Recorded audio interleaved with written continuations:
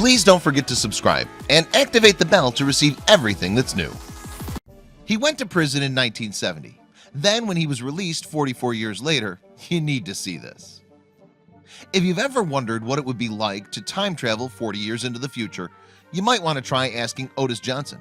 After more than 4 decades behind bars, the convict was released in 2014, and his bewilderment at the world in front of him was staggering.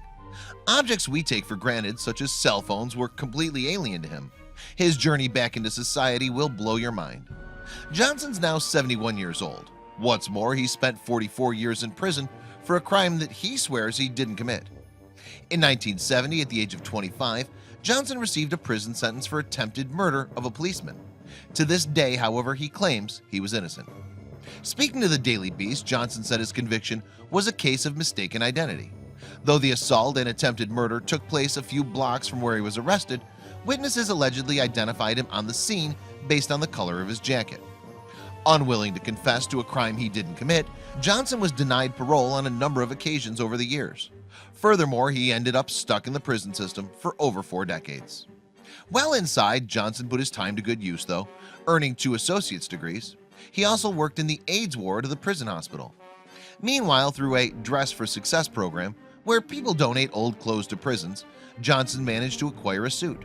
And though it may have been ill-fitting, it would undoubtedly prove useful in his life post-prison. Still, he had emotional issues to deal with too. Although he has fond memories of his twin nieces, Johnson ultimately fell out of contact with his relatives circa 1998. "It bothers me a lot because I really miss my family," he told Al Jazeera. Johnson was supposed to be released from Attica Correctional Facility in upstate New York in late 2013. But when the day finally arrived, he was hit with some bad news. Prison officials had discovered a juvenile shoplifting charge that Johnson had acquired at age 16. And just like that, he was back to serving an extra 8 months at South Jersey's Bayside State Prison. Finally, in August 2014, Johnson was released. His possessions? Only $40, 2 bus tickets, and not even all his identification papers, which the prison system had lost. Yet after 44 years, he was finally tasting freedom once again. With nowhere to go and no family to return to, Johnson found shelter and assistance from Fortune Society, a non-profit organization that helps Harlem's former convicts. By day, Johnson wandered the streets of New York, returning by 9 p.m. each night for curfew.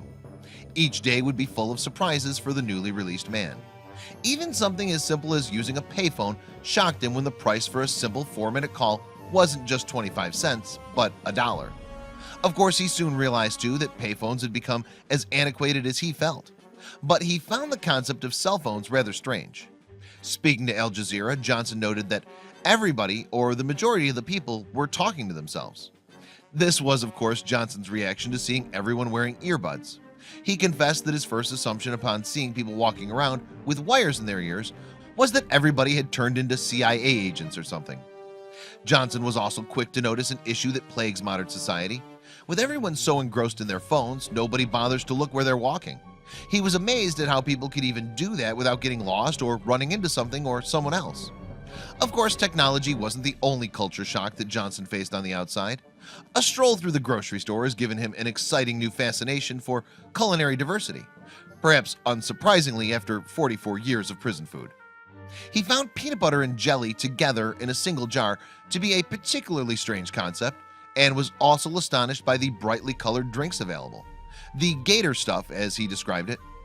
While most of society takes these options for granted, to Johnson each and every one was mind-blowing. Despite the many years Johnson spent behind bars, however, he's actually far from bitter. In fact, he thinks that society owes him nothing, regardless of whether he committed the crime or not. Johnson says he enjoys traveling around on the bus rather than the subway, as it gives him more opportunity to watch passers-by and listen to families. His dream, meanwhile, is to open a women's shelter, although he doesn't possess the necessary funds at the moment. You gotta let things go, because holding on to your anger will only stagnate your growth and development, he explained to Al Jazeera.